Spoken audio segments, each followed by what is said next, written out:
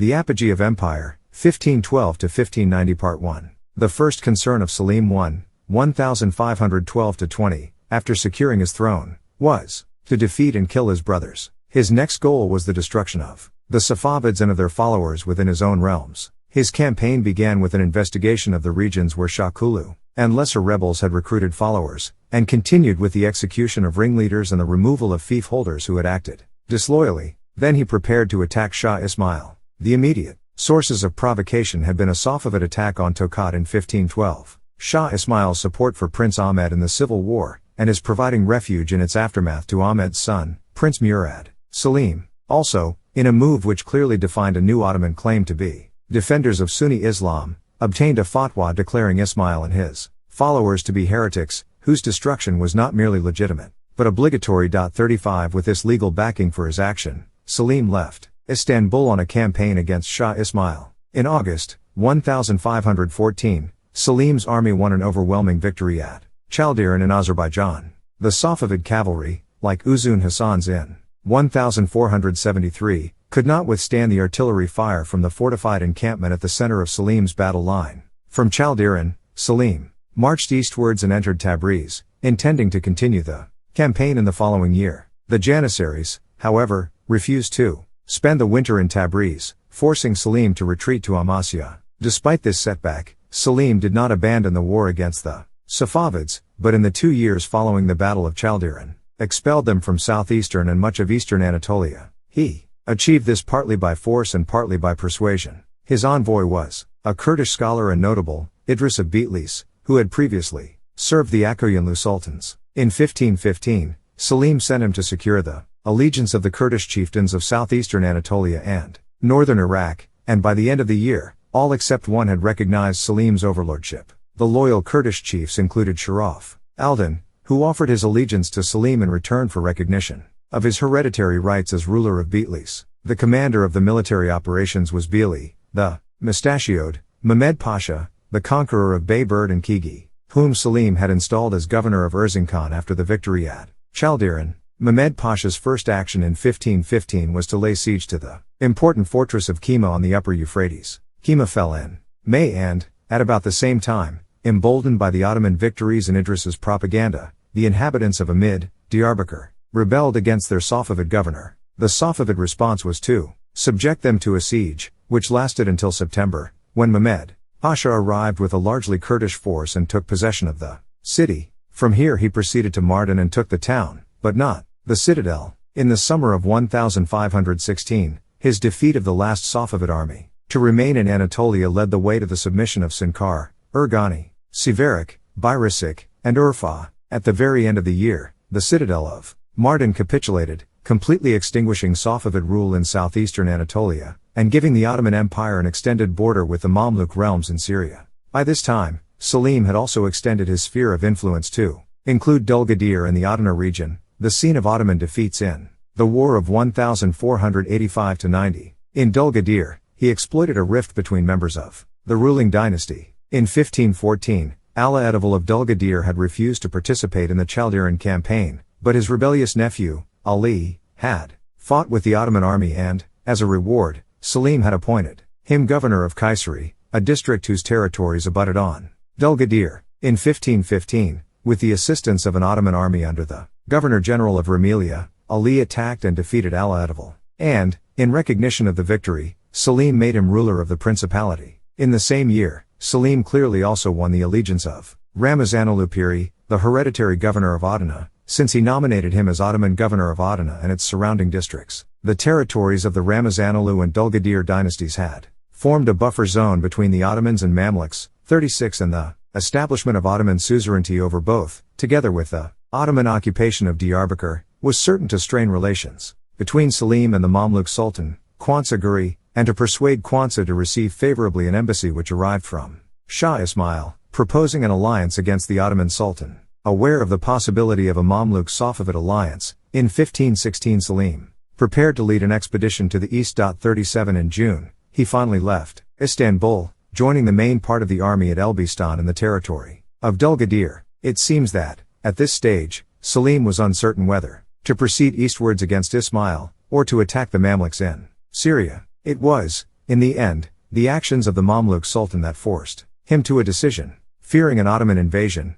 Kwanzaa had led his army from Cairo to Aleppo and also, as Selim discovered, sought help from Shah Ismail. Selim clearly could not attack Ismail with a Mamluk army on his border. At the beginning of August, therefore, he began the march against Kwanzaa. On 24th of August, the armies met at Marj Dabik, north of Aleppo and, again, it seems to have been Ottoman superiority in artillery that led to the rout of the Mamluks. The death of the Mamluk Sultan in battle, and the flight of the Egyptian army, allowed Selim to occupy Syria almost without resistance. At the beginning of October 1516, he entered Damascus and, with no Egyptian troops north of the Sinai Peninsula, he was able to appoint Ottoman governors to Aleppo, Damascus, Tripoli, Jerusalem and other districts of Syria, Lebanon and Palestine. At this stage, it seems that he had not yet determined to invade Egypt. The perils of crossing the Sinai Desert, and the danger of an attack from Ismail advised caution. In the end,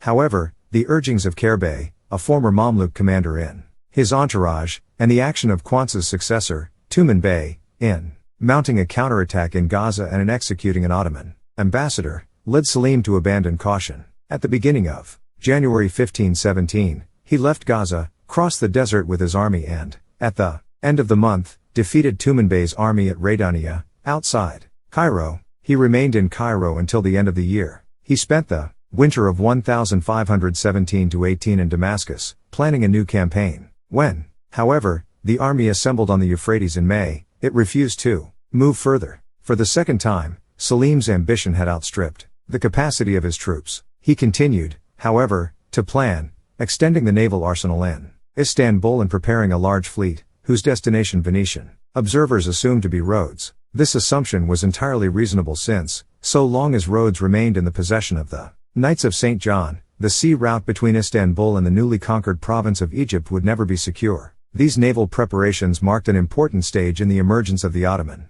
Empire as a maritime power, coinciding as they did with an expansion of Ottoman territory into the western Mediterranean. This was the result of a private enterprise. In the first decade of the 16th century, two brothers, Hayreddin Barbarossa and Uraj, had been active in piracy off the southern and western shores of Anatolia. Enjoying the patronage of Bayezid's son, Korkut, Selim I's execution of Korkut in pursuit of his followers in 1513 forced the brothers to flee to the North African coast, where they established themselves, not simply as pirates, but eventually as rulers of Tunis and Algiers. 38. By 1519, however, Hayreddin found himself in a difficult position. His brother was dead, on land he faced local political opposition, and at sea he faced the maritime power of Spain. He needed therefore to seek a protector and found one in the Ottoman Sultan. Tunis and Algiers became semi-autonomous Ottoman provinces, extending the Sultan's power into the western Mediterranean and marking the